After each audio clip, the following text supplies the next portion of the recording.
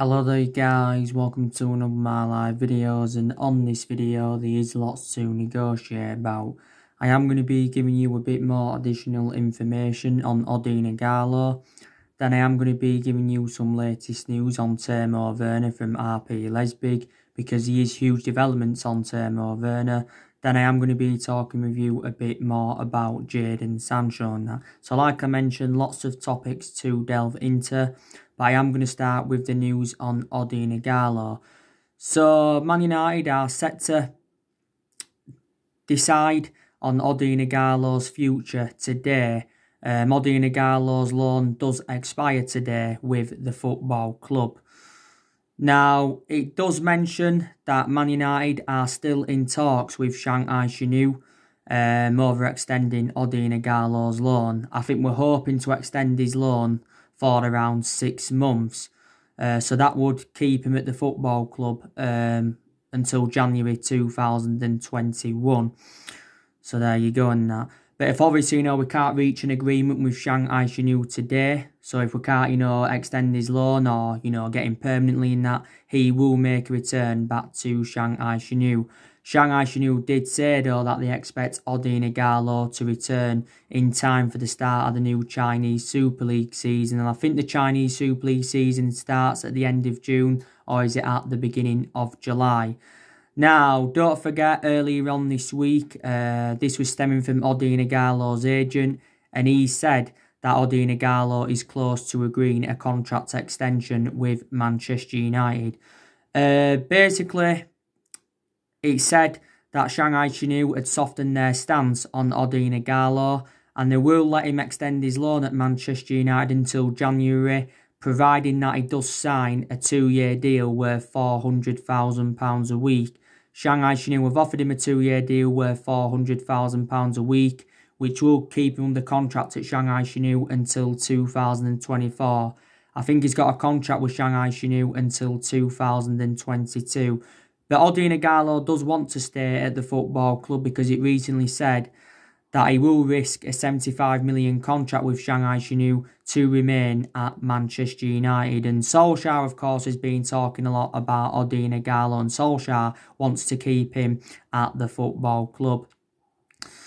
Now, Shanghai Shenhua have said they want around £20 million, to get rid of Ighalo permanently. But maybe we've got reservations, about paying £20 million to get him permanently. Of course, we did get Ighalo in on loan on deadline day in January. We paid around £4 million to get him on loan. I think we are paying a third of his wages at the moment, Ighalo's. Like I said, Ighalo's enjoyed a fantastic start to his Manchester United career. He has got 4 goals in 3 starts for the football club. And I think, he's been a very, very good cover-up to Marcus Rashford. So, yeah, so a decision has to be made on his future today. Like I said, if we can't come to an agreement, I think, he will leave the football club today, will Ighalo and that. So, there you go. But we'll see what happens with it anyway. But like I've mentioned, there has been a lot of strikers on our agenda, And, yeah. So, now let me give you the latest news on Timo Werenr from RP Leipzig. So, the latest news on him, this is actually stemming from the Daily Mail, and they have said that Timo Werenr is willing to join Manchester United or Chelsea if Liverpool refuse to pay his £49 million release clause that he's got in his RP Leipzig contract. Now, it does mention that no Premier League club are willing to meet his £49 million release clause. Now, Liverpool only value Timo Werenr at around £30 million. I think Liverpool now are looking at the possibility of signing Ousmane Dembele instead of Timo Werenr. Don't forget, it recently revealed that Timo Werenr had a virtual meeting with Jurgen Klopp. I think he's had quite a few meetings with Jurgen Klopp as Timo Werenr, because Timo Werner's already revealed that his preference is a move to Liverpool. Don't forget, he's already turned down a move to Bayern Munich and that. But there's a few clubs that are in for Timo Werenr. But I've got to say, I think £49 million is a cheap solution, because in reality, Werenr's probably worth around 90 or 100 million pounds because he is, a very, very good player. Don't forget Timo Werenr back in February did describe Jurgen Klopp as one of the best managers in the world and that. And David Ornstein, who was a very credible journalist, he came out quite a few weeks ago and said that Werenr will only leave RB Leipzig if he can get a move to Liverpool. But if he doesn't get a move to Liverpool, he will stay at RB Leipzig for next season and could leave in the summer of 2021. Because maybe he'd be able to get Timo Werenr for cheaper next summer, rather than, getting him this summer and that. But David Ornstein also mentioned that Liverpool may not even make any signings in the summer transfer window. Now, Timo Werenr has also been talking with Man United in recent weeks. I think also too Chelsea have been in negotiations with his agent. I think he's held some talks as well with Barcelona. So there has been quite a few clubs that have been in for him. Now, Liverpool have been long admirers of Werenr. And I think for Liverpool to get Timo Werenr anyway, they'd have to sell one of their attacking trio in Salah, Firmino or Mane. They'd have to do that. So Timo Werenr could get game time week in, week out. And Liverpool have got a good reputation, of recruiting, players in from the Bundesliga because they have brought quite a few players in from the Bundesliga in recent years. Don't forget they got Roberto Firmino from the Bundesliga. They got Joe Matip from the Bundesliga. They got Naby Keita and that from the Bundesliga. So there you go. Werenr is now into his 4th season with RB Leipzig. This has been his 4th season. Like I said, he's still got a contract with Leipzig until 2023. Leipzig did pay around £10 million for him from Stuttgart, but Werenr is a prolific goal scorer. His hold-up play is very, very good. Also, too, his versatility is very, very good. You can play him centrally, and I think you can play him on the left, and you can also play him on the right. Werenr is only the age of, 24, so he has still got a lot of years ahead of him, but I think, he would be Premier League standard, definitely, if he came to the Premier League. I think he would live up to expectations, but obviously at the moment, Werenr has not played in the Premier League, but, there's a chance, we could actually, now get more Werenr. So he is willing to join us, if Liverpool don't pay his £49 million release clause and that. So that is the latest news on Timo Werenr.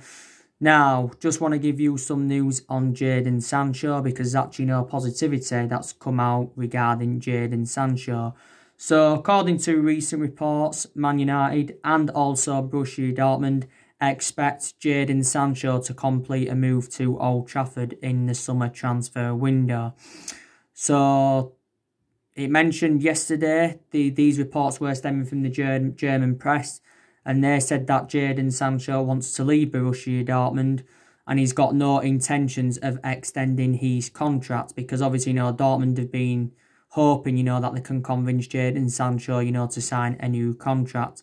Jadon Sancho's got a contract with Borussia Dortmund until 2022. But I think Jadon Sancho wants to come and reunite in the Premier League and it will be very, very beneficial for his career. Now, don't forget, since the Bundesliga returned, Jadon Sancho's not started. Obviously, his appearances have come from the substitutes bench because I think Jadon Sancho's recently, had a calf injury, don't forget. He's recently had a calf injury. Now, it did also mention in the media yesterday that Man United are set to discuss loans and swap deals with Borussia Dortmund to get Jadon Sancho because Borussia Dortmund still remain ruthless over their valuation. Dortmund have said, they do want at least £100 million for him. We confirmed the other week we are not willing to smash our transfer record for Jadon Sancho. I think it said, we're hopeful that we can get him for 60 or 70 million. But obviously, neither of them figures are going to be enough to convince Borussia Dortmund to offload him. I think Dortmund are waiting until the transfer market in the summer stabilises. So they're waiting until transfer fees return back to normal before, they do sell Jadon Sancho. Don't forget, reports were stemming out earlier on this week, and this was stemming from Mundo Deportivo. And they had said that Man United had offered Alexis Sanchez to Borussia Dortmund for a swap deal for Jadon Sancho. This is what it had mentioned. Now, I'm very, very sceptical that this swap deal will materialise, reflecting on Alexis Sanchez's substantial wages, because, Sanchez at Man United is on 400 grand a week, potentially rising up to 500 grand a week based on the image rights and the bonuses. So I said that, could be the stumbling block. Now, there's been positivity coming out regarding Sanchez recently, like I updated you not too long ago. Like I said, Sanchez is on loan at Inter Milan at the moment. He went on loan with Inter Milan last summer. Like I said, Sanchez has been facing a dilemma. But the Inter Milan sporting director recently came out and said that Sanchez will stay at Inter Milan for the rest of the season. And if he can, perform well in that, maybe Inter Milan could consider getting him on a permanent transfer. Sanchez has seldom played for Inter Milan because obviously, he's been injured. Sanchez did endure a difficult 18 months at Manchester United. Don't forget we got Sanchez back in January 2018 as part of a swap deal of Mkhitaryan going to Arsenal. And like I said, when we got Sanchez, I thought it would have been an exceptional signing. And I thought it would have lived up to expectations, but he didn't. So Sanchez, when he was at Man United, he failed to rediscover the form of what he produced in his 4 years with Arsenal. He also failed to rediscover the form of what he produced at Barcelona when he played under Pep Guardiola's guidance when he was younger. Sanchez has still got a contract with us until 2022 and that. But despite the fact that Sanchez is on loan at Inter Milan, we're still paying the vast majority of his wages. I think, we're still paying him like £300,000 a week, and Inter Milan are paying like £100,000 a week and that. But, I don't want Sanchez back at Manchester United. So, yeah, that was mentioned earlier on this week, a swap deal between Alexis Sanchez and Jadon Sancho and that. You had David Ornstein the other week again. He was talking about Sancho, and he did say, there's a very high chance that Sancho will join Manchester United in the summer transfer window because we still remain the favourites to sign him. And I think Jadon Sancho's preferred option is a move to Manchester United. Now, don't forget, it also mentioned, I think, earlier on this week that Jadon Sancho's move to Man United depends on Manchester City having their European ban upheld. I think Manchester City's 2-year European ban will be watched by CAS next month. So we'll know the outcome maybe on the 8th or 9th or the 10th of June or something like that. Manchester City got banned from the Champions League for the next 2 years for obviously breaking financial fair play rules, and obviously Manchester City did appeal against the decision and that. But like I mentioned, Jadon Sancho is our #1 priority target. We've been in for him for quite a few years now. We first expressed our interest in Sancho in 2017, and this was under the Jose Mourinho era. Obviously, Jadon Sancho, this has been his 3rd season with Borussia Dortmund, but got to make an admission since his arrival in Germany, he has been a revelation. Dortmund only paid £8 million for him from Man City, so Dortmund are looking to make a huge profit on the player. Borussia Dortmund is the 3rd club in his playing career because before he was at Dortmund, he was at Man City. So he's obviously well proven in the Premier League, but the main explanation why Sancho left Man City, because he didn't get any first team opportunities, and before he was at Man City, he was at Watford. He began his footballing career with Watford, and he was at Watford for several years, don't forget. Now, don't forget, we've already confirmed that we're willing to offer Jadon Sancho the number 7. Like I said, we've had a lot of good number 7s up and down the generations, but our recent number 7s haven't been so good in that. But I think he'd fulfill the number 7 really, really well, would Jadon Sancho, if I'm going to be quite honest with you. He'd fulfill the number 7 really, really well. And I think if Sancho is sold, by the way, Manchester City do get around 15% of the transfer fee and that. But, we have been working on Jadon Sancho's contracts for quite some time. And, we've also been in negotiations with his agent for quite some time, like Fabrizio Romano confirmed a while back. Now, Dortmund have recruited... What? Alright. Dortmund have recruited, quite a few players in recent years. They got the likes of Erling Haaland in January. They also got Emre Can.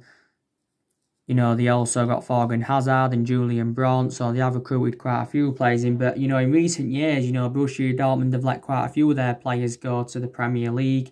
Don't forget, you know, they let Christian Pulisic go, they let Aubameyang go, they also let Ilkay Gundogan go, Mkhitaryan, they also let Shinji Kagawa go at one point. There's players as well who they've let go who didn't go to the Premier League. Don't forget they let Ousmane Dembele go. They also let Matt Hummels go, did Borussia Dortmund, but, you know, it's not fully assured Jadon Sancho is going to leave in the summer transfer window. Maybe he could stay at Dortmund for another season and that, but, you know, time will tell anyway. You know, Jadon Sancho's predominantly a right winger, and, you know, we are in search for the right winner, but I think he'd go very, very well in our attacking line alongside the likes of Greenwood, Rashford. Don't forget Sancho's got a very, very good friendship with Rashford. Also, too, he'd go well, you know, alongside Anthony Martial as well. So if we could get him in, I would be very, very excited about the prospect of Jadon Sancho coming in. So that is the latest news on that. So, yeah. But like I said, you know, it's going to be interesting to see how Ole Gunnar Solskjaer approaches the summer transfer window. It's going to be very, very interesting to see how he approaches it, because there's going to be a lot of uncertainty for the summer transfer window and that.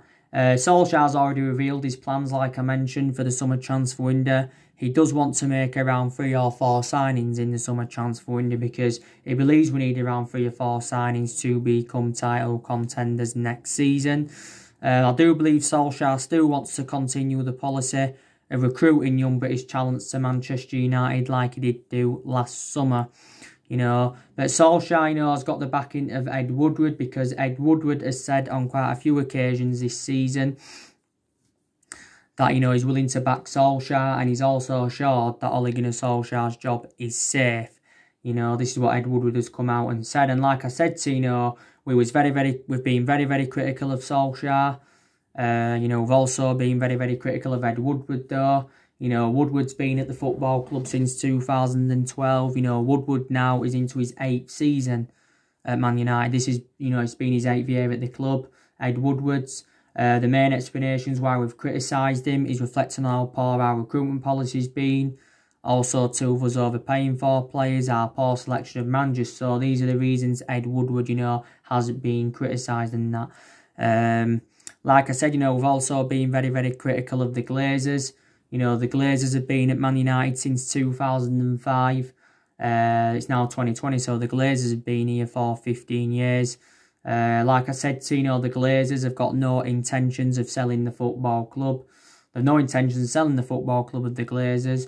But it did reveal last year that the Glazers were talking with the Saudi Arabians. I think, by the way, we've paid approximately 1.5 billion for the privilege of being owned by the Glazers in 15 years. And I think the Glazers have, like, generated nearly 200 million or something like that.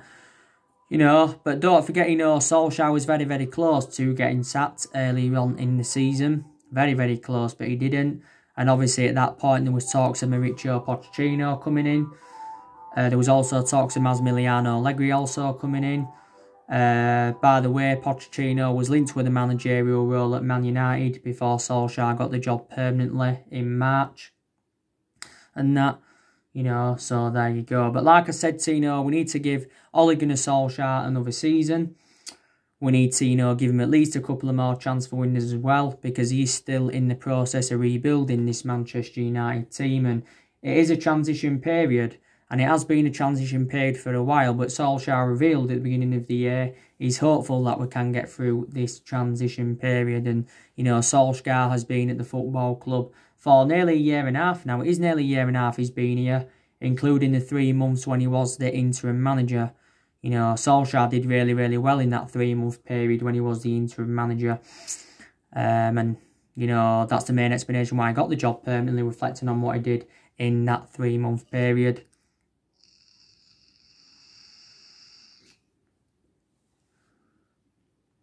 Like I've said to you as well, I have seen improvements under Solskjaer. And, you know, things have changed under Solskjaer. You know, Solskjaer was talking, I think he mentioned this in March, he was talking about what has changed at Manchester United since he replaced Jose Mourinho back in December 2018. Like I said, there's players that have definitely improved under the Ole Gunnar Solskjaer era. It seems to be, they really, really have. And we're getting the best out of the top players, which is also imperative, because obviously, the top players, endured a very, very difficult time under the Jose Mourinho era, because Jose Mourinho's got a bad reputation, with the top players and that. I think we've definitely improved as well in the transfer market under Solskjaer.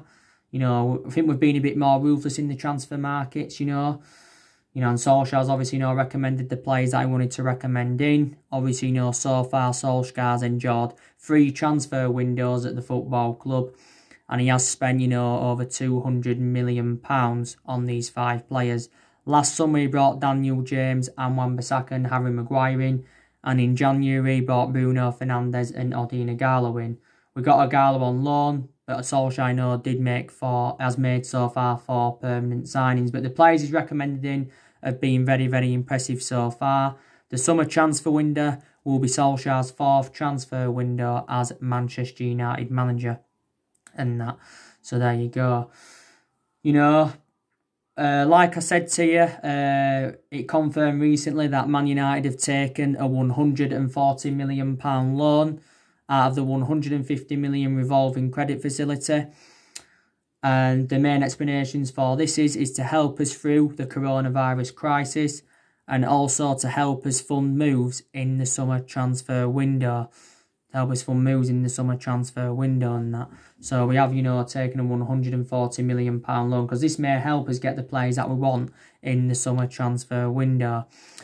Now, as you all know, it got revealed the other week that our debt had risen up by almost £130 million, and we know what our net debt is now. It is £429 million, or £429.1 million, our net debt. I think the first 18 days of lockdown did cost the club around 23 million. I think the coronavirus pandemic has cost us 28 million pounds or something like that.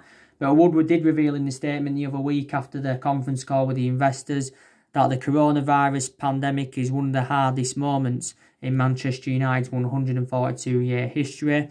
But Ed Woodward, you had him coming out, was it just over a month ago now, saying that we won't do business as usual in the summer transfer market. So he basically ruled out big transfers to Man United, and he did say, we won't be spending hundreds of millions of pounds on players. So, this is what, Ed Woodward had said. And by the way, we are the richest club in the Premier League. We're the richest club. We are actually the richest club in England. We are the 2nd richest club overall in the world, just behind Real Madrid. I think we are worth around 2.84 billion or something like that.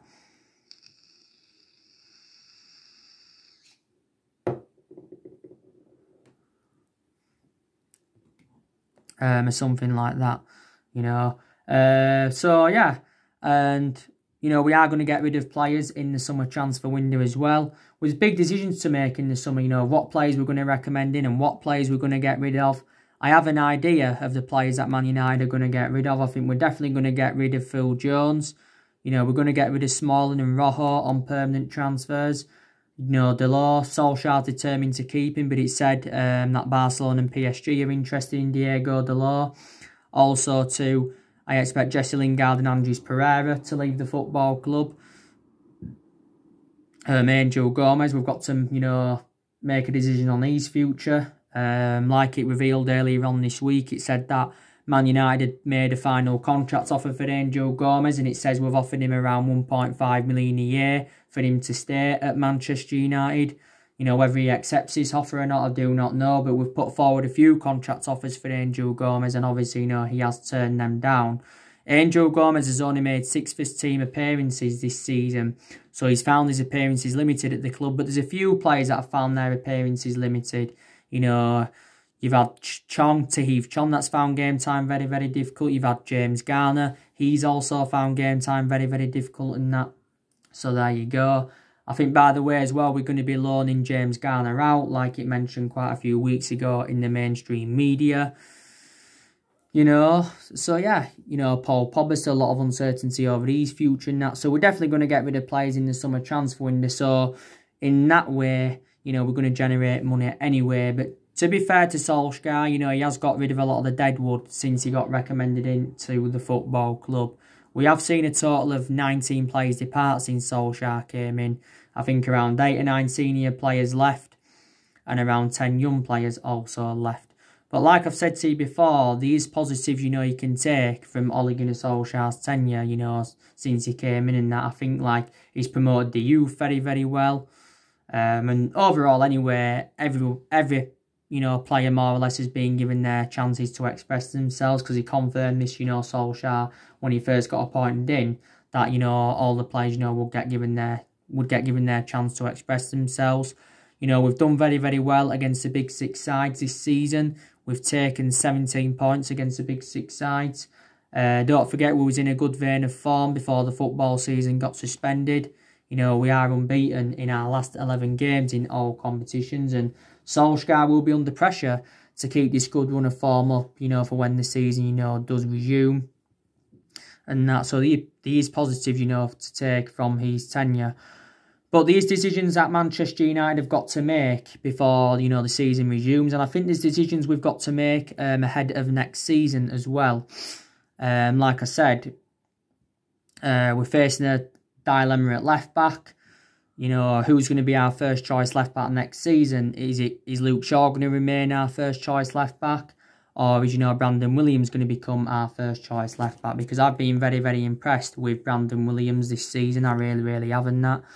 Obviously, still inexperienced at the moment, so maybe we'll keep Luke Shaw as our first choice for now.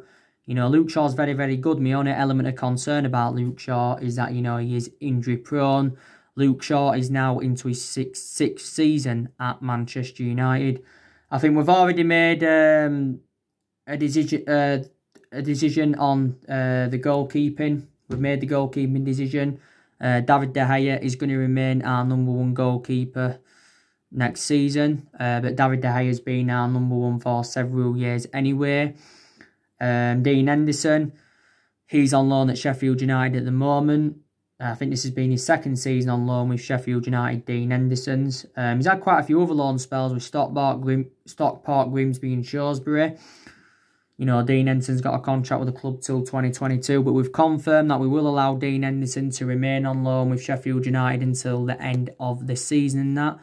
I think we're going to loan him back out anyway for next season, but I don't think we're going to get rid of him permanently, because we see Dean Henderson as a long-term replacement for David De Gea and that. So there you go. I think also too, Solskjaer needs to work out his best 11. He has been making a lot of rotation this season as Solskjaer. But that's obviously, reflects on the injuries that Man United have had. Also too, maybe he needs to work out his best formation as well, because Solskjaer has been changing formation persistently this season. It's good that he's tried a few different elements as well since he came into the club. But, the formations he's gone with, he's gone with a 4-2-3-1 a lot. From my own perception, we don't look really expansive with that formation. Also, too, he's gone with a 4-3-3 a few times. Also, too, he's gone with a 3 at the back. From my own perception, I think, we look more expansive with 3 at the back and that. So these still things that Ole Gunnar Solskjaer does need to work on and that. And I think, we haven't been great against lower opposition this season. So I think Solskjaer's approach to the games against lower opposition also needs to improve. Like I said, we've got to decide what we're doing with Ighalo. We need to know today what we're doing with Ighalo, like I mentioned. Paul Pogba. I expect Paul Pogba to stay at Man United next season, but there's still a possibility chance he could leave the football club in the summer transfer window. You already know the news on Paul Pogba anyway. I gave you the news on Pogba yesterday. It did actually say from the Italian press that we're opened to swapping Paul Pogba for Adrian Rabiot on that, like I confirmed with you yesterday. So these decisions that Man United and Ole Gunnar Solskjaer have got to make. By the way, Gary Neville has recently been talking, and he said that Manchester United should never play a game without any academy players in the team. And Gary Neville reminded Solskjaer that he needs to respect the traditions of the football club. So there you go. So there you go. And that, as you all know, the football season is resuming. The Premier League's resuming on the 17th of June, which is just under 3 weeks away. These 9 games to play in the Premier League. The Premier League season will be finished on the 25th of July. And that, like I said, the Premier League has been suspended since the 13th of March. So it has been suspended for around 10 weeks as the Premier League. I think the La Liga as well is going to be resuming on the 8th of June. You know, games are going to be played at neutral grounds. Obviously, a lot of teams have protested against this, but this is, you know, what's happening. You know, there's 92 games to play in all competitions. Like I said, we've got quite a few priorities, you know, for when the season resumes. The FA Cup's a priority for us. You know, the League Cup's not the League Cup. The Europa League's a priority for us. I think the European games are going to be played in August. But the FA Cup and the Europa League is a chance for us getting some silverware on the board under Solskjaer, because we're into the last day of the FA Cup, the last day of the Europa League. And if we could win FA Cup and Europa League, or at least one of them, it would be a memorable first full season for Solskjaer. You know, it really, really wouldn't that. And don't forget, we are chasing that top 4.